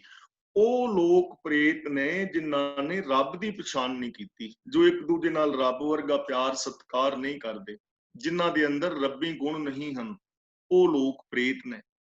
ਕਲ ਮੈਂ ਪ੍ਰੇਤ ਜਿਨੀ ਰਾਮ ਨਾ ਪਛਾਤਾ, ਸਤਜੁਗ ਪਰਮਹੰਸ ਵਿਚਾਰੀ। ਦੁਆਪਰ ਤ੍ਰੇਤੇ ਮਾਨਸ ਵਰਤੈ, ਵਿਰਲੇ ਹਉਮੈ ਮਾਰੀ। ਹੁਣ ਜਿੰਨ ਕੌਣ ਹੈ? ਜਿੰਨ ਅਸੀਂ ਕਹਿੰਦੇ ਨਾ ਪ੍ਰੇਤ ਨਾਲੋਂ ਵੱਡਾ ਜਿੰਨ ਹੁੰਦਾ, ਤਾਂ ਗੁਰੂ ਜੀ ਕਹਿੰਦੇ ਨੇ ਕਲੀ ਅੰਦਰ ਨਾਨਕਾ ਜਿੰਨਾਂ ਦਾ ਅਵਤਾਰ। ਕਲੀ ਦਾ ਮਤਲਬ ਉਹ ਅਵਸਥਾ ਜਦੋਂ ਬੰਦਾ ਸੱਚ ਨਾਲੋਂ ਟੁੱਟਿਆ ਹੁੰਦਾ, ਇੱਕ ਘੜੀ ਨਾ ਮਿਲਤੇ ਤਾਂ ਕਲਯੁਗ ਹੁੰਦਾ। ਜਦੋਂ ਬੰਦਾ ਰੱਬ ਨਾਲੋਂ ਸੱਚ ਨਾਲੋਂ ਟੁੱਟਦਾ ਹੈ ਨਾ, ਉਦੋਂ ਜਿਹੜੀ ਉਹਦੀ ਮਾਨਸਿਕ ਅਵਸਥਾ ਬਣਦੀ ਹੈ, ਉਹਨੂੰ ਕਲਯੁਗ ਕਹਿੰਦੇ ਨੇ। ਸੱਚ ਨਾਲੋਂ ਟੁੱਟੇ ਹੋਏ ਬੰਦੇ ਦੀ ਜੋ ਮੈਂਟੈਲਿਟੀ ਹੈ, ਉਹ ਕਲਯੁਗ ਹੈ, ਉਹਨੂੰ ਗੁਰੂ ਜੀ ਕਲਯੁਗ ਕਹਿ ਰਹੇ ਨੇ। ਤੇ ਜਿਹੜਾ ਉਸ ਅਵਸਥਾ ਦੇ ਵਿੱਚ ਜੀ ਰਿਹਾ ਹੈ, ਉਹ ਜਿੰਨ ਹੈ। ਕਲੀ ਅੰਦਰ ਨਾਨਕਾ, ਮੰਨ ਲਓ ਸਪੋਜ਼ ਕਿ ਮੈਂ ਸੱਚ ਨਾਲੋਂ ਟੁੱਟਿਆ ਹਾਂ, ਸੱਚ ਨਾਲੋਂ ਟੁੱਟ ਕੇ ਜ਼ਿੰਦਗੀ ਜੀ ਰਿਹਾ ਹਾਂ, ਤਾਂ ਮੈਂ ਜਿੰਨ ਹਾਂ। ਕਲੀ ਅੰਦਰ ਨਾਨਕਾ ਜਿੰਨਾਂ ਦਾ ਅਵਤਾਰ, ਮੈਂ ਜਿੰਨ ਹਾਂ ਜੇ ਸੱਚ ਨਾਲੋਂ ਟੁੱਟਿਆ। ਪੁੱਤ ਜਨੂਰਾ, ਤੇ ਜੇ ਮੇਰਾ ਬੇਟਾ ਸੱਚ ਨਾਲੋਂ ਟੁੱਟਿਆ ਹੋਇਆ ਹੈ ਤੋ ਜਨੂਰਾ ਹੈ। ਜਨੂਰਾ ਦਾ ਮਤਲਬ ਜਿੰਨ ਦਾ ਬੱਚਾ, ਛੋਟਾ ਜਿੰਨ। ਧੀ ਜਨੂਰੀ, ਜੇ ਮੇਰੀ ਬੇਟੀ ਸੱਚ ਨਾਲੋਂ ਟੁੱਟੀ ਹੈ ਤਾਂ ਉਹ ਜਨੂਰੀ ਹੈ। ਜਨੂਰੀ ਦਾ ਮਤਲਬ ਜਿੰਨ ਦੀ ਬੱਚੀ ਛੋਟੀ।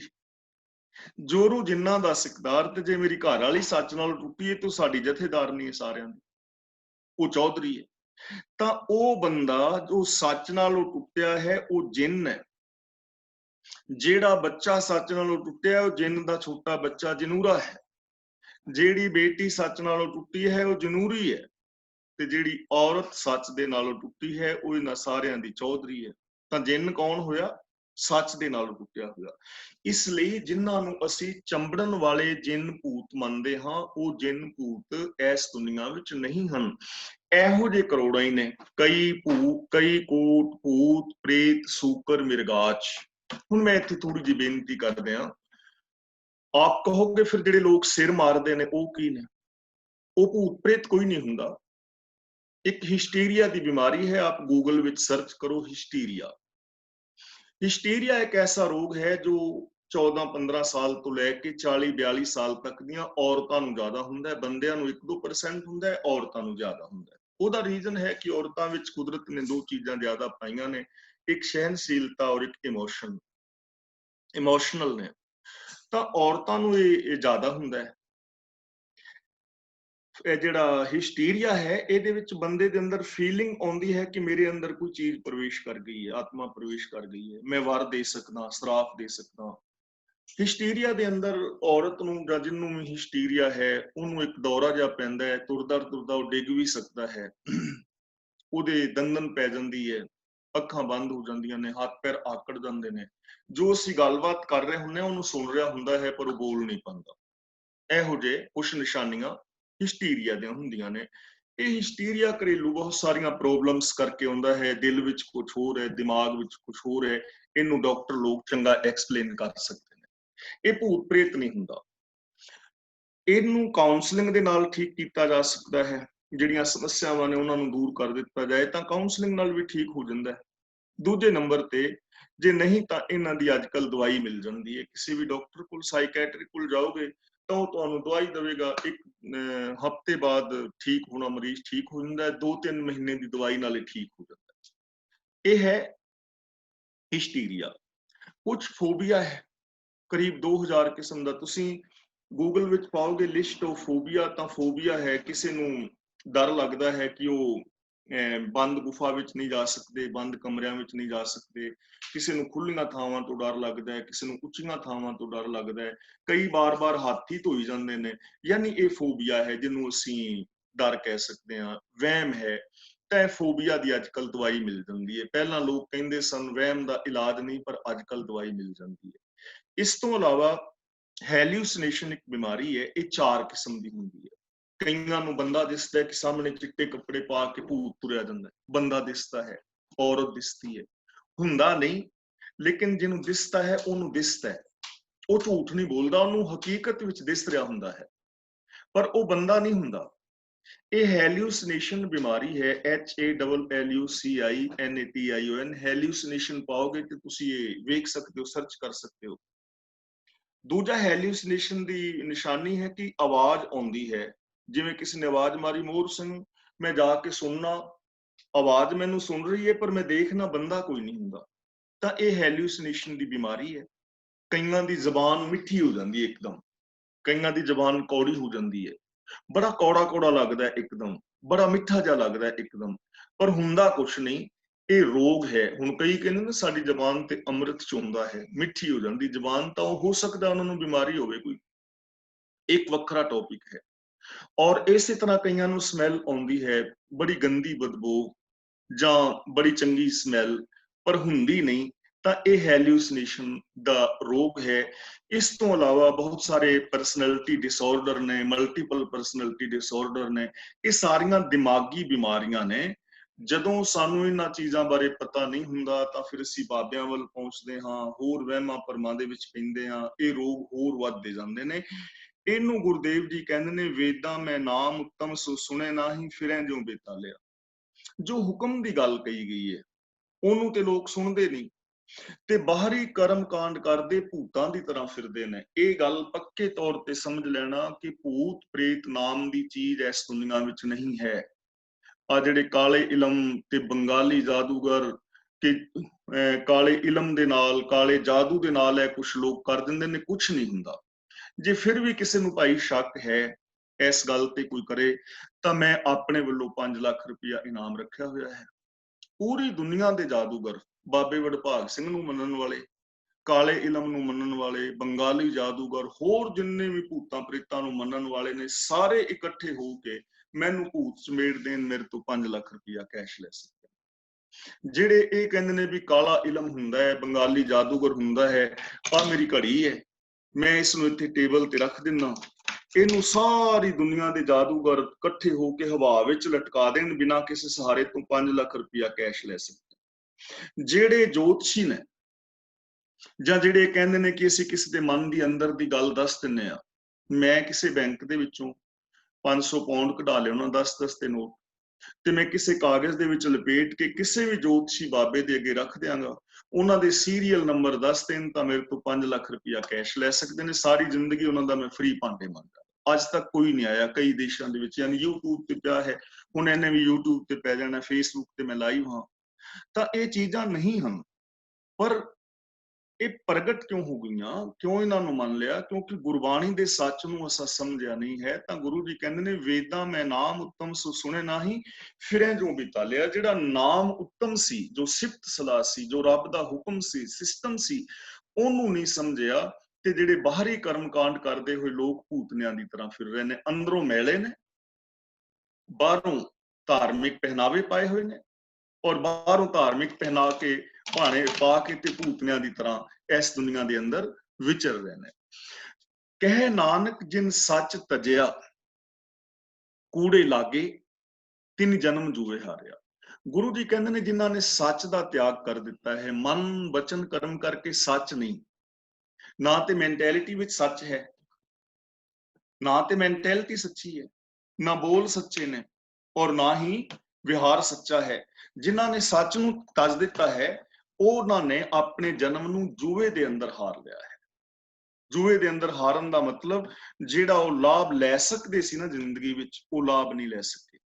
ਅਸੀਂ ਸੱਚ ਦੇ ਨਾਲ ਜੁੜ ਕੇ ਰੱਬ ਵਰਗੇ ਹੋ ਸਕਦੇ ਸੀ, ਅਸੀਂ ਸੱਚ ਦੇ ਨਾਲ ਜੁੜ ਕੇ ਆਪਣੇ ਪਰਿਵਾਰਾਂ ਨੂੰ ਸਵਰਗ ਬਣਾ ਸਕਦੇ ਸੀ, ਅਸੀਂ ਸੱਚ ਦੇ ਨਾਲ ਜੁੜ ਕੇ ਇਸ ਸੰਸਾਰ ਔਰ ਸਮਾਜ ਨੂੰ ਬੇਗਮਪੁਰਾ ਬਣਾ ਸਕਦੇ ਸੀ।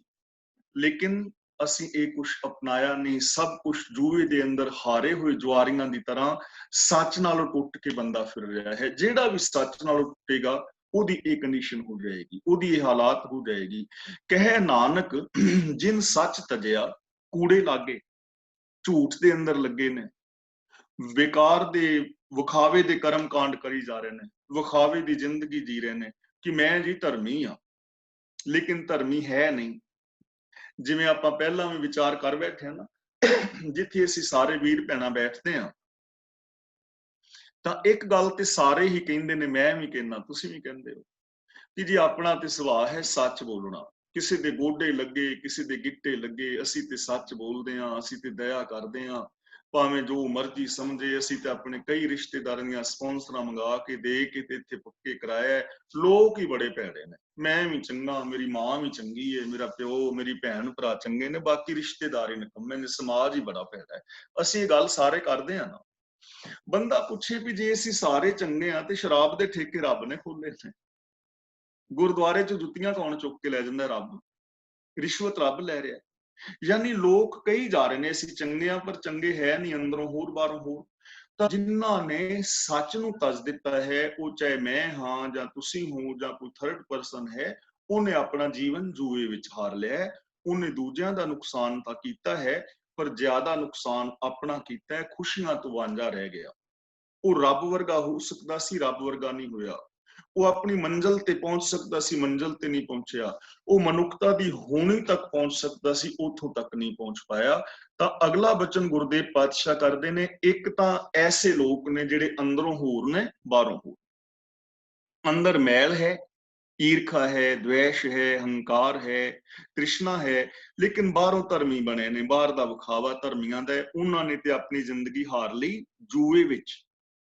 ਪਰ ਸਾਰੇ ਲੋਕ ਇਹੋ ਜਿਹੇ ਨਹੀਂ ਹੈ, ਕੁਝ ਲੋਕ ਬੜੇ ਚੰਗੇ ਵੀ ਨੇ। ਹੁਣ ਉਹਨਾਂ ਦੀ ਗੱਲ ਕਰਦੇ ਨੇ, ਜੀਨੋਂ ਨਿਰਮਲ ਬਾਹਰੋਂ ਨਿਰਮਲ। ਕੁਝ ਲੋਕ ਉਹ ਨੇ ਜੋ ਅੰਦਰੋਂ ਵੀ ਨਿਰਮਲ ਨੇ, ਸਾਫ਼ ਸੁਥਰੇ ਨੇ, ਤੇ ਬਾਹਰੋਂ ਵੀ ਨਿਰਮਲ ਨੇ। ਯਾਨੀ ਉਹਨਾਂ ਦੇ ਅੰਦਰ ਮੈਂਟੈਲਿਟੀ ਵਿੱਚ ਵੀ ਸੱਚ ਹੈ, ਬੋਲ ਵੀ ਉਹਨਾਂ ਦੇ ਸੱਚੇ ਨੇ, ਬੋਲਦੇ ਵੀ ਸੱਚ ਨੇ, ਉਹਨਾਂ ਦਾ ਵਿਹਾਰ ਵੀ ਬੜਾ ਚੰਗਾ ਹੈ। ਜਿਨ੍ਹਾਂ ਦੇ ਅੰਦਰ ਧਰਮ ਹੈ, ਉਹਨਾਂ ਦਾ ਬਾਹਰ ਵਿਹਾਰ ਵੀ ਧਰਮ ਵਾਲਾ ਹੈ। ਬੋਲਦੇ ਵੀ ਉਹ ਸੱਚ ਨੇ, ਮਿੱਠਾ ਬੋਲਦੇ ਨੇ, ਪਿਆਰ ਵਾਲੇ ਬੋਲ ਬੋਲਦੇ ਨੇ, ਉਹਨਾਂ ਦਾ ਵਿਹਾਰ ਬੜਾ ਚੰਗਾ ਹੈ। ਉਹ ਦੂਜਿਆਂ ਦੀ ਹੈਲਪ ਕਰਦੇ ਨੇ, ਦੂਜੇ ਕਿਸੇ ਗਿਰੇ ਹੋਏ ਨੂੰ ਉਤਾਂ ਉਠਾਉਣਗੇ, ਹਾਂਜੀ, ਔਰ ਨਾਲ ਕਿਸੇ ਪਛੜ ਗਏ ਨੂੰ ਨਾਲ ਰਲਾਉਣ ਦਾ ਯਤਨ ਕਰਨਗੇ।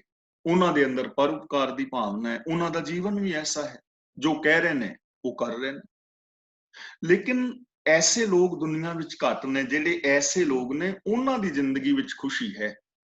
ਸੱਚ ਕਹਿੰਦੇ ਨੇ, ਸੱਚ ਬੋਲ ਰਹੇ ਨੇ। ਭਗਤ ਕਬੀਰ ਜੀ ਨੇ ਤਾਂ ਉਹ ਨਹੀਂ ਕੋਈ ਕਰਮਕਾਂਡ ਕਰ ਰਹੇ। ਉਹਨਾਂ ਦੀ ਜ਼ਿੰਦਗੀ ਵਿੱਚ ਅੰਦਰ ਵੀ ਕਰਮਕਾਂਡ ਨਹੀਂ, ਬਾਹਰ ਵੀ ਕਰਮਕਾਂਡ ਨਹੀਂ। ਉਹਨਾਂ ਦੇ ਅੰਦਰ ਵੀ ਸੱਚ ਹੈ, ਉਹਨਾਂ ਦੇ ਬਾਹਰ ਵੀ ਸੱਚ ਹੈ।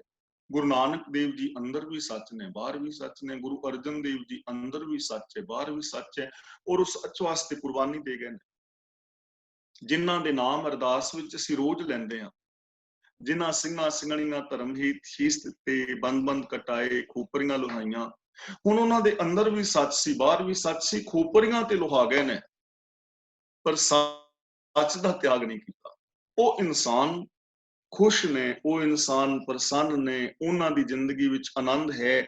ਉਹਨਾਂ ਨੇ ਇਸ ਜੀਵਨ ਦਾ ਲਾਹਾ ਖੱਟਿਆ ਹੈ।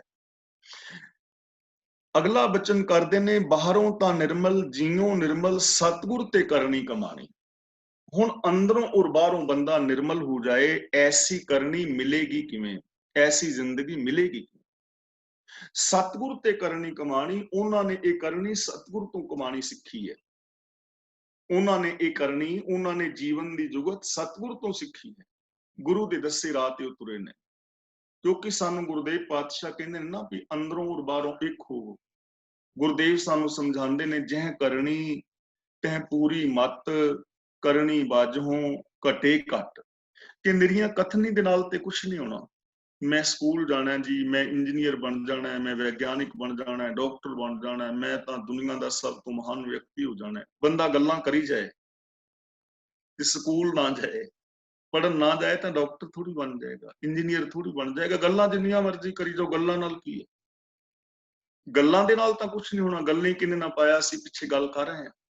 ਤਾਂ ਉਹਨਾਂ ਨੇ ਸਤਿਗੁਰੂ ਤੋਂ ਕਰਨੀ ਸਿੱਖੀ ਹੈ। ਇਸ ਲਈ ਜੇ ਅਸੀਂ ਜੀਵਨ ਅੰਦਰ ਖੁਸ਼ੀ ਚਾਹੁੰਦੇ ਹਾਂ, ਤਾਂ ਸਾਨੂੰ ਗੁਰੂ ਗ੍ਰੰਥ ਸਾਹਿਬ ਜੀ ਦੀ ਪਾਵਨ ਬਾਣੀ ਤੋਂ ਕਰਨੀ ਸਿੱਖਣੀ ਪਵੇਗੀ। ਕਰਨੀ ਦਾ ਮਤਲਬ ਜੀਵਨ ਜੁਗਤ, ਗੁਰੂ ਦੇ ਆਸ਼ੇ ਮੁਤਾਬਕ ਸਾਡਾ ਰਾਜਨੀਤਿਕ ਜੀਵਨ, ਸਾਡਾ ਸਮਾਜਿਕ ਜੀਵਨ, ਆਰਥਿਕ ਜੀਵਨ, ਧਾਰਮਿਕ ਜੀਵਨ, ਸਰੀਰਕ, ਮਾਨਸਿਕ, ਬੌਧਿਕ, ਆਤਮਿਕ, ਪਰਿਵਾਰਕ, ਵਿਵਹਾਰਕ ਤੌਰ ਤੇ ਮੁਕੰਮਲ ਸੋਚ ਗੁਰਬਾਣੀ ਅਨੁਸਾਰ ਚਾਹੀਦੀ, ਅੰਦਰੋਂ ਵੀ ਬਾਹਰੋਂ। ਸਤਿਗੁਰ ਦੇ ਚਰਨਾਂ ਦੇ ਵਿੱਚ ਸ਼ੀਸ਼ ਭੇਟ ਕਰਨਾ ਹੈ, ਗੁਰੂ ਤੋਂ ਕੁਰਬਾਨ ਜਾਣਾ ਹੈ। ਗੁਰ ਕਹਿਆ ਸਾਕਾਰ ਕਮਾਵੋ, ਗੁਰ ਕੀ ਕਰਨੀ ਕਾਹੇ ਧਾਵੋ। ਜੋ ਗੁਰੂ ਨੇ ਕਾਰ ਕਹੀਏ ਉਹ ਕਾਰ ਕਰੋ। ਗੁਰੂ ਦੀ ਦੱਸੀ ਹੋਈ ਕਰਨੀ ਤੋਂ ਦੌੜੋ ਨਾ, ਗੁਰੂ ਦੇ ਮੱਤ ਨੂੰ ਛੱਡ ਕੇ ਭੱਜੋ ਨਾ, ਸਗੋਂ ਗੁਰੂ ਦੇ ਦੱਸੇ ਰਾਹਾਂ ਤੇ ਤੁਰਨ ਦਾ ਯਤਨ ਕਰੋ। ਕੂੜ ਕੀ ਸੋਏ ਪਹੁੰਚੇ ਨਾਹੀਂ, ਮਨਸਾ ਸੱਚ ਸਮਾਣੀ। ਉਹਨਾਂ ਦੀ ਨਿਸ਼ਾਨੀ ਕੀ ਹੈ? ਜੋ ਗੁਰੂ ਦੇ ਦੱਸੇ ਰਾਹ ਤੇ ਤੁਰਦੇ ਨੇ, ਉਹਨਾਂ ਦੀ ਨਿਸ਼ਾਨੀ ਕੀ ਹੈ? ਜਿਸ ਕਰਕੇ ਸਾਨੂੰ ਕੋਈ ਧੋਖਾ ਨਾ ਦੇ ਸਕੇ, ਅਸੀਂ ਕਿਸੇ ਨੂੰ ਧੋਖਾ ਨਾ ਦੇ ਸਕੀਏ ਕਿ ਅਸੀਂ ਧਰਮੀ ਹਾਂ। ਤੇ ਤੀਜੀ ਗੱਲ, ਅਸੀਂ ਆਪ ਵੀ ਧੋਖੇ ਵਿੱਚ ਨਾ ਰਹੀਏ। ਕਿਉਂਕਿ ਬਾਹਰ ਤੇ ਧੋਖਾ ਦਿੱਤਾ ਜਾਂਦਾ ਹੈ। ਬਹੁਤ ਸਾਰੇ ਧਰਮੀ ਲੋਕ ਜਿਹੜੇ ਨੇ, ਉਹ ਆਪ ਵੀ ਧੋਖੇ ਵਿੱਚ ਰਹਿੰਦੇ ਨੇ, ਮੇਰੇ ਵਰਗੇ, ਕਿ ਸ਼ਾਇਦ ਮੈਂ ਧਰਮੀ ਹਾਂ। ਆਪ ਵੀ ਧੋਖੇ 'ਚ ਨਾ ਰਹੀਏ।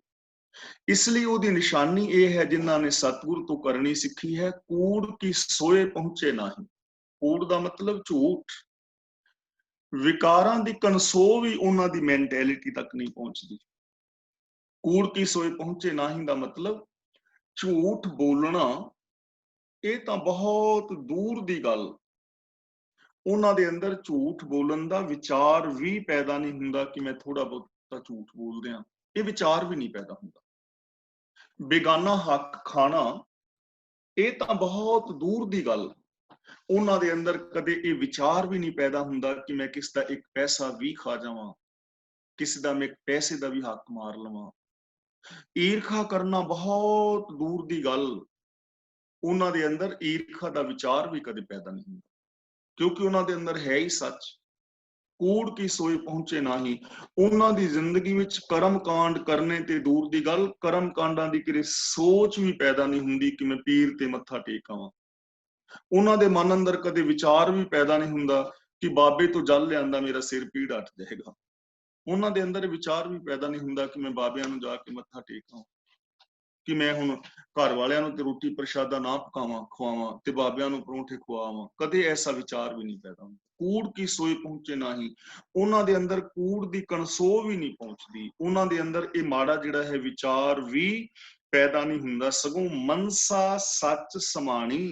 इत्थे सच दे चच्चे नाल है सिहारी। सच दे विच मनसा दा मतलब हैगा साडे फुरने, ਜਿਹੜੇ ਫੁਰਨੇ ਫੁਰਦੇ ਨੇ ਨਾ, ਸਭ ਤੋਂ ਪਹਿਲਾਂ ਮਨੁੱਖ ਦੇ ਮਨ ਦੇ ਅੰਦਰ ਫੁਰਨਾ ਹੀ ਫੁਰਦਾ ਹੈ, ਕਲਪਨਾ ਪੈਦਾ ਹੁੰਦੀ ਹੈ, ਉਹ ਇਮੇਜਿਨੇਸ਼ਨ ਕਰਦਾ ਹੈ। ਪਹਿਲਾਂ ਕਲਪਨਾ ਪੈਦਾ ਹੁੰਦੀ, ਫੁਰਨਾ ਫੁਰਦਾ, ਫਿਰ ਉਸ ਫੁਰਨੇ ਨੂੰ ਹੀ ਬਾਹਰੀ ਅਸਲ ਰੂਪ ਜਿਹੜਾ ਹੈ ਉਹ ਦਿੱਤਾ ਜਾਂਦਾ ਹੈ। ਫੁਰਨੇ ਨੂੰ ਅਸਲ ਰੂਪ ਦਿੱਤਾ ਜਾਂਦਾ ਹੈ। ਹਰ ਕੰਮ ਦੋ ਸਟੈਪ ਦੇ ਵਿੱਚ ਹੁੰਦਾ ਹੈ। ਪਹਿਲੇ ਉਹਦਾ ਬਲੂਪ੍ਰਿੰਟ ਬਣਦਾ ਹੈ ਸਾਡੇ ਅੰਦਰ, ਔਰ ਉਸ ਤੋਂ ਬਾਅਦ ਉਹਨੂੰ ਅਸੀਂ ਕਿਰਿਆਨਵਿਤ ਰੂਪ ਦਿੰਦੇ ਹਾਂ। ਮੰਨ ਲਓ ਜਿਵੇਂ ਜਿਸ ਮਕਾਨ ਦੇ ਵਿੱਚ ਮੈਂ ਬੈਠਾ ਹਾਂ ਤਾਂ ਇਹਦਾ ਬਲੂਪ੍ਰਿੰਟ ਪਹਿਲਾਂ ਬਣਿਆ ਹੈ, ਜਿਹੜਾ ਆਰਕੀਟੈਕਟ ਹੈ ਉਹਦੇ ਮਨ ਦੇ ਅੰਦਰ ਕਿ ਮੈਂ ਇਸ ਟਾਈਪ ਦਾ ਨਕਸ਼ਾ ਬਣਾਉਣਾ ਹੈ। ਫਿਰ ਉਸ ਨੂੰ ਕਾਗਜ਼ ਦੇ ਉੱਤੇ ਉਲੀਕਿਆ ਗਿਆ ਹੈ ਤੇ ਫਿਰ ਉਹ ਮਿਸਤਰੀ ਨੂੰ ਦਿੱਤਾ ਗਿਆ ਹੈ। ਜੋ ਉਹਦੀ ਕਲਪਨਾ ਵਿੱਚ ਸੀ, ਇਹ ਮਕਾਨ ਉਹਦੀ ਕਲਪਨਾ ਦਾ ਹੀ ਸਾਕਾਰ ਰੂਪ ਹੈ। ਤਾਂ ਇਸ ਤਰ੍ਹਾਂ ਪਹਿਲਾਂ ਸਾਡੇ ਅੰਦਰ ਫੁਰਨੇ ਫੁਰਦੇ ਨੇ, ਫਿਰ ਉਹਨਾਂ ਫੁਰਨਿਆਂ ਨੂੰ ਸਾਕਾਰ ਰੂਪ ਦਿੱਤਾ ਜਾਂਦਾ ਹੈ। ਪਹਿਲਾਂ ਅੰਦਰ ਫੁਰਨਾ ਫੁਰੇਗਾ ਕਿ ਮੈਂ ਝੂਠ ਬੋਲ ਕੇ ਤੇ ਇਹ ਠੱਗੀ ਮਾਰਾਂ। ਫੁਰਨਾ ਫੁਰੇਗਾ ਤਾਂ ਹੀ ਅੱਗੇ ਠੱਗੀ ਮਾਰੇਗਾ। ਤਾਂ ਗੁਰੂ ਜੀ ਕਹਿੰਦੇ ਨੇ ਮਨਸਾ ਸੱਚ ਸਮਾਣੀ। ਉਹਨਾਂ ਦੇ ਜੋ ਇਹ ਫੁਰਨੇ ਨੇ ਨਾ ਭੈੜੇ, ਉਹ ਸੱਚ ਦੇ ਅੰਦਰ ਹੀ ਸਮਾ ਜਾਂਦੇ ਨੇ, ਅੰਦਰੋਂ ਪੈਦਾ ਹੀ ਨਹੀਂ ਹੁੰਦੇ। ਉਹਨਾਂ ਦੇ ਅੰਦਰੋਂ ਫੁਰਨੇ ਹੀ ਸੱਚ ਦੇ ਫਿਰਦੇ ਨੇ। ਉਹਨਾਂ ਦੇ ਅੰਦਰ ਕੋਈ ਮਾੜਾ ਫੁਰਨਾ ਹੀ ਨਹੀਂ ਫੁਰਦਾ। ਕਾਮ, ਕ੍ਰੋਧ, ਲੋਭ, ਮੋਹ, ਹੰਕਾਰ, ਆਸਾ, ਤ੍ਰਿਸ਼ਨਾ, ਚੁਗਲੀ, ਨਿੰਦਾ, ਝੂਠ, ਫਰੇਬ, ਚੋਰੀਆਂ, ਯਾਰੀਆਂ, ਬੇਈਮਾਨੀਆਂ, ਠੱਗੀਆਂ, ਪਹਿਨਾਮੀਆਂ, ਪਾਪ, ਅਪਰਾਧ, ਮੇਰ ਤੇਰ, ਭਰੂਣ ਹੱਤਿਆ, ਜਾਤੀਵਾਦ, ਦਾਜ ਦਹੇਜ, ਲੜਾਈ, ਦੰਗੇ, ਫਸਾਦ, ਉਹਨਾਂ ਦੇ ਅੰਦਰ ਇਹ ਫੁਰਨੇ ਫੁਰਦੇ ਹੀ ਨਹੀਂ ਹਨ। ਇਹ ਫੁਰਨੇ ਉਹਨਾਂ ਦੇ ਸੱਚ ਵਿੱਚ ਸਮਾ ਜਾਂਦੇ ਨੇ, ਯਾਨੀ ਉਹਨਾਂ ਦੇ ਅੰਦਰੋਂ ਕੇਵਲ ਔਰ ਕੇਵਲ ਸੱਚ ਹੀ ਪ੍ਰਗਟ ਹੁੰਦਾ ਹੈ। ਅਖੀਰਲੇ ਬਚਨ ਗੁਰੂ ਜੀ ਕਹਿ ਰਹੇ ਨੇ ਕਿ ਐਸੇ ਜੋ ਲੋਕ ਨੇ ਉਹਨਾਂ ਦੇ ਮਨਸਾ ਜਿਹੜੀ ਹੈ ਸੱਚ ਵਿੱਚ ਸਮਾ ਜਾਂਦੀ ਹੈ। ਜਨਮ ਰਤਨ ਜਿਨੀ ਖੱਟਿਆ ਭਲੇ ਸੇਵਨ ਜਾਰੇ। ਜਿਨ੍ਹਾਂ ਨੇ ਜਨਮ ਜਿਹੜਾ ਰਤਨ ਵਰਗਾ ਕੀਮਤੀ ਰਤਨ ਹੈ ਇਹਨੂੰ ਖੱਟ ਲਿਆ, ਕਮਾ ਲਿਆ, ਸੰਭਾਲ ਲਿਆ, ਉਹ ਵਣਜਾਰੇ ਭਲੇ ਨੇ, ਉਹ ਵਣਜਾਰੇ ਚੰਗੇ ਨੇ, ਉਹ ਵਣਜਾਰੇ ਸਫਲ ਨੇ ਜਿਨ੍ਹਾਂ ਨੇ ਰਤਨ ਖੱਟੇ। ਤੇ ਕੁਝ ਲੋਕ ਉਹ ਨੇ ਜਿਨ੍ਹਾਂ ਨੇ ਕੌਡੀਆਂ ਵਿਹਾਜੀਆਂ। ਦੋ ਤਰ੍ਹਾਂ ਦੇ ਲੋਕ ਨੇ ਨਾ, ਇੱਕ ਰਤਨ ਵਿਹਾਜ ਰਹੇ ਨੇ ਔਰ ਇੱਕ ਕੌਡੀਆਂ ਵਿਹਾਜ ਰਹੇ ਨੇ।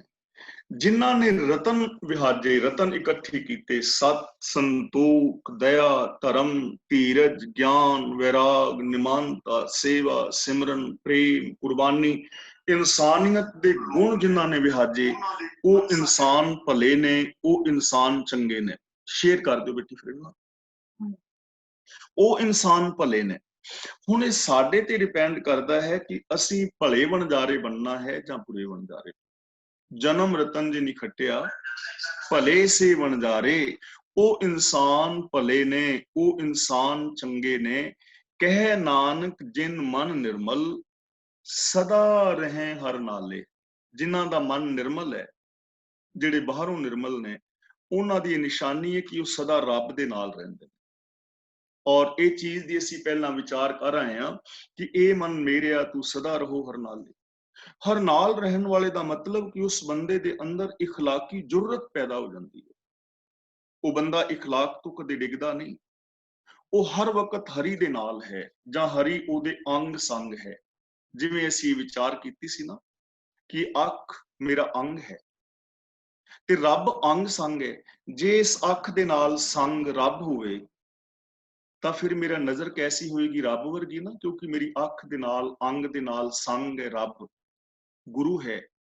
ਤਾਂ ਮੇਰੀ ਤੱਕਣੀ ਰੱਬ ਵਰਗੀ ਹੋਏਗੀ। ਮੇਰਾ ਅੰਗ ਨੇ ਹੱਥ ਤੇ ਇਹਨਾਂ ਦੇ ਸੰਗ ਹੋਵੇ ਰੱਬ, ਤੇ ਰੱਬ ਇਹਨਾਂ ਹੱਥਾਂ ਨਾਲ ਸ਼ਰਾਬ ਥੋੜਾ ਪੀਏਗਾ। ਰੱਬ ਇਹਨਾਂ ਹੱਥਾਂ ਦੇ ਨਾਲ ਕੋਈ ਬੇਗਾਨੇ ਹੱਕ ਥੋੜਾ ਖਾਏਗਾ। ਫਿਰ ਮੇਰੇ ਕਰਮ ਜਿਹੜੇ ਨੇ ਉਹ ਰੱਬ ਵਰਗੇ ਹੋਣਗੇ। ਮੇਰੀ ਜ਼ਬਾਨ ਅੰਗ ਹੈ ਔਰ ਇਹਦੇ ਸੰਗ ਹੋਵੇ ਰੱਬ, ਤੇ ਜਿਸ ਜ਼ਬਾਨ ਦੇ ਨਾਲ ਰੱਬ ਹੋਏਗਾ ਉਹਦੇ ਬੋਲ ਰੱਬ ਵਰਗੇ ਹੋਣਗੇ। ਇਹਨੂੰ ਕਹਿੰਦੇ ਨੇ ਸਦਾ ਰਹੇ ਹਰਨਾਲੇ। ਜਿਨ੍ਹਾਂ ਦੇ ਮਨ ਨਿਰਮਲ ਨੇ ਉਹਨਾਂ ਦੀ ਇਹ ਨਿਸ਼ਾਨੀ ਹੈ ਕਿ ਉਹ ਹਮੇਸ਼ਾ ਰੱਬ ਦੇ ਨਾਲ ਨੇ, ਰੱਬ ਦੇ ਨਾਲ ਮਿਲੇ ਹੋਏ ਨੇ। ਉਹਨਾਂ ਦਾ ਹਰ ਵਿਹਾਰ, ਉਹਨਾਂ ਦਾ ਹਰ ਬੋਲ, ਉਹਨਾਂ ਦਾ ਹਰ ਕਰਮ ਰੱਬ ਵਰਗਾ ਹੋ ਜਾਂਦਾ ਹੈ। ਉਹਨਾਂ ਇਨਸਾਨਾਂ ਦੀ ਜ਼ਿੰਦਗੀ ਦੇ ਅੰਦਰ ਆਨੰਦ ਪੈਦਾ ਹੁੰਦਾ ਹੈ। ਤਾਂ ਅੱਜ ਦੀ ਇਸ ਵਿਚਾਰ ਮੁਤਾਬਕ ਸਾਨੂੰ ਇਹ ਗੱਲ ਸਮਝ ਆਈ ਕਿ ਜਿਨ੍ਹਾਂ ਦੇ ਮਨ ਵਿੱਚ ਕੁਝ ਹੋਰ ਹੈ, ਬਾਹਰ ਹੋਰ ਹੈ, ਉਹ ਭੂਤਨੇ ਨੇ। ਜਿਨ੍ਹਾਂ ਦੇ ਅੰਦਰ ਮਾੜੇ ਕਰਮ ਨੇ, ਸੋਚ ਮਾੜੀ ਹੈ, ਵਿਖਾਵਾ ਧਾਰਮਿਕ ਹੈ, ਉਹ ਇਨਸਾਨ ਕਦੇ ਵੀ ਖੁਸ਼ ਨਹੀਂ ਹੁੰਦੇ। ਉਹਨਾਂ ਦੀ ਜ਼ਿੰਦਗੀ ਦੇ ਅੰਦਰ ਕਦੇ ਸੱਚ ਪੈਦਾ ਨਹੀਂ ਹੁੰਦਾ। ਉਹ ਆਤਮਿਕ ਮੌਤ ਤੇ ਮਰ ਜਾਂਦੇ ਨੇ। ਐਸੇ ਕਰਮ ਉਹ ਤਾਂ ਕਰਦੇ ਨੇ ਕਿਉਂਕਿ ਉਹਨਾਂ ਨੇ ਆਤਮਿਕ ਮੌਤ ਨੂੰ ਵਿਸਾਰ ਦਿੱਤਾ ਹੁੰਦਾ। ਦੂਜੇ ਉਹ ਲੋਕ ਨੇ ਜਿਨ੍ਹਾਂ ਨੇ ਆਪਣਾ ਆਪਾ ਗੁਰੂ ਨੂੰ ਸਮਰਪਿਤ ਕੀਤਾ ਹੈ। ਉਹ ਅੰਦਰੋਂ ਵੀ ਨਿਰਮਲ ਨੇ, ਉਹ ਬਾਹਰੋਂ ਵੀ ਨਿਰਮਲ ਨੇ। ਉਹਨਾਂ ਨੇ ਸੱਚ ਦਾ ਤਿਆਗ ਨਹੀਂ ਕੀਤਾ, ਗੁਰੂ ਦੇ ਦੱਸੇ ਰਾਹਾਂ ਤੇ ਤੁਰੇ ਨੇ। ਉਹਨਾਂ ਦੇ ਫੁਰਨੇ ਜਿਹੜੇ ਨੇ ਉਹ ਵੀ ਕਦੇ ਮਾੜੇ ਨਹੀਂ ਫੁਰਦੇ। ਉਹਨਾਂ ਦੇ ਫੁਰਨੇ ਸੱਚ ਦੇ ਅੰਦਰ ਹੀ ਸਮਾ ਜਾਂਦੇ ਨੇ। ਉਹ ਇਨਸਾਨ ਰੱਬ ਵਰਗੇ ਹੁੰਦੇ ਨੇ।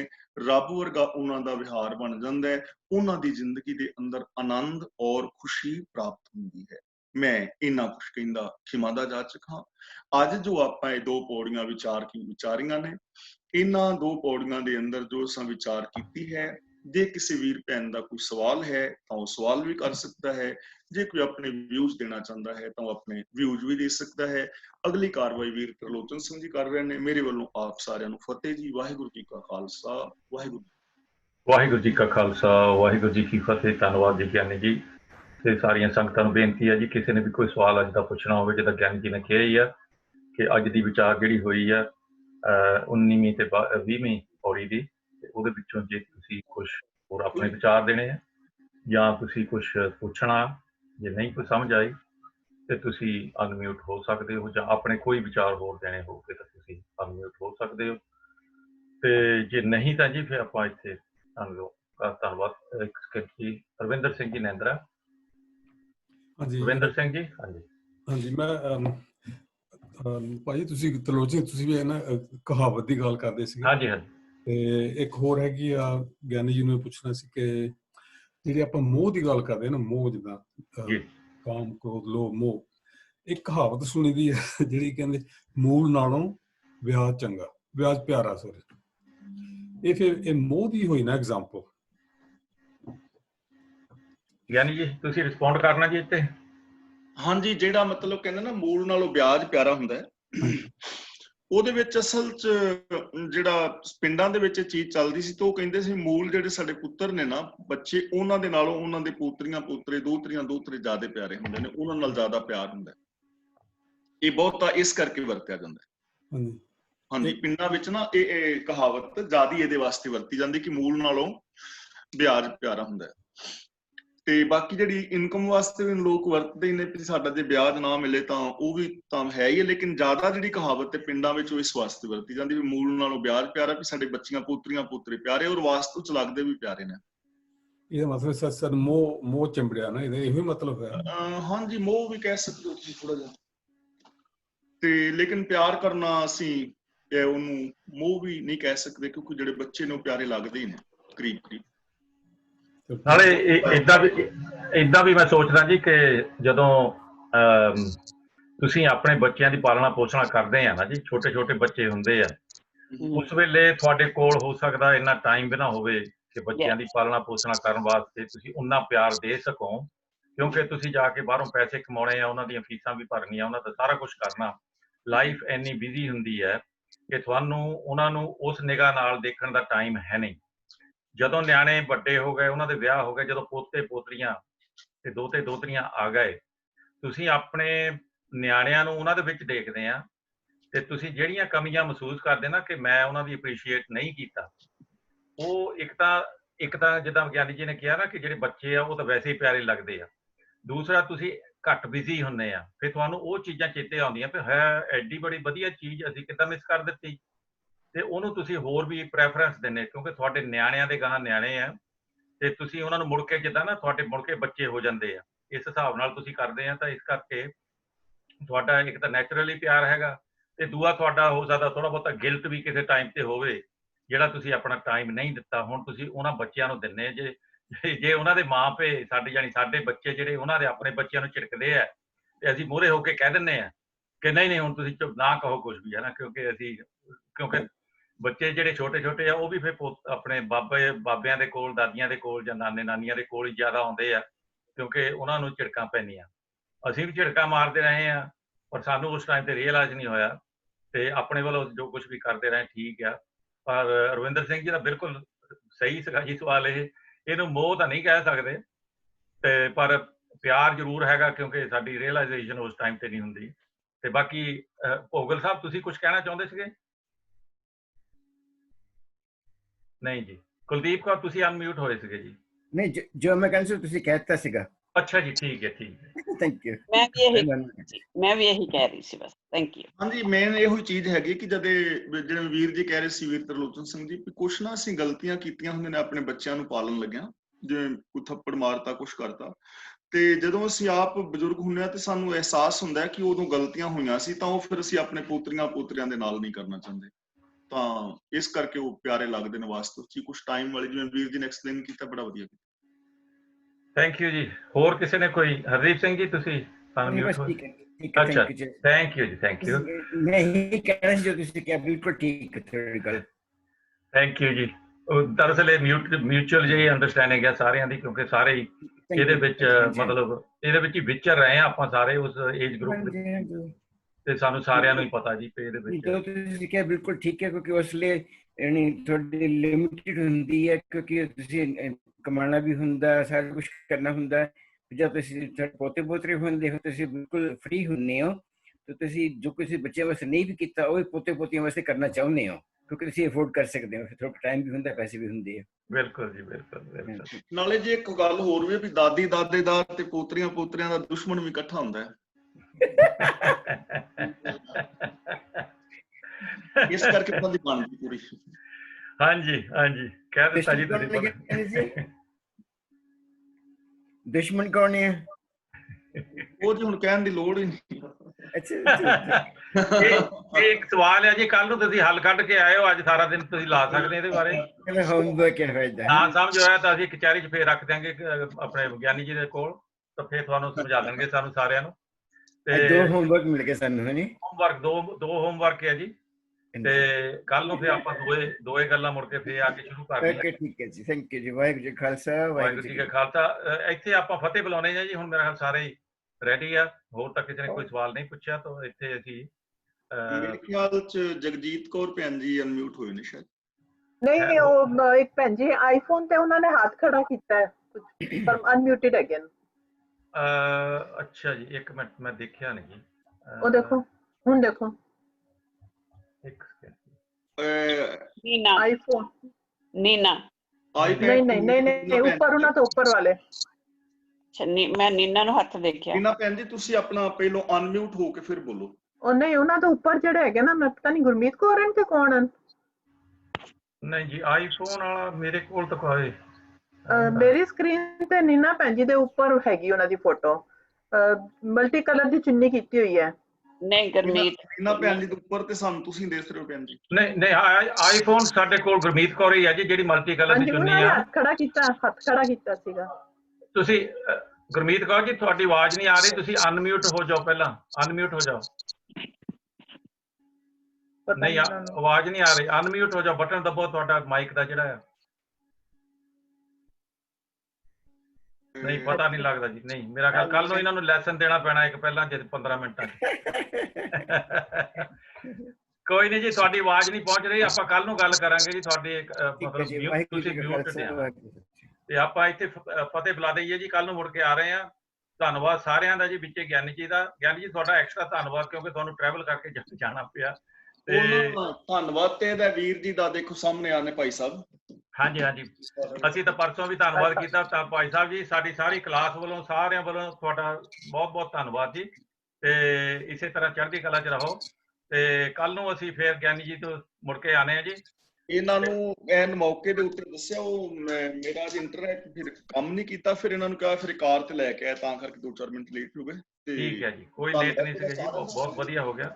ਤੇ ਵਨਸ ਅਗੇਨ ਧੰਨਵਾਦ ਜੀ। ਇੱਥੇ ਫਤਿਹ ਬੁਲਾਉਣੇ ਆ 2 ਵਜੇ, ਮੁੜ ਕੇ ਕੱਲ ਨੂੰ ਆਵਾਂਗੇ ਜੀ। ਵਾਹਿਗੁਰੂ ਜੀ ਕਾ ਖਾਲਸਾ, ਵਾਹਿਗੁਰੂ ਜੀ ਕੀ ਫਤਿਹ।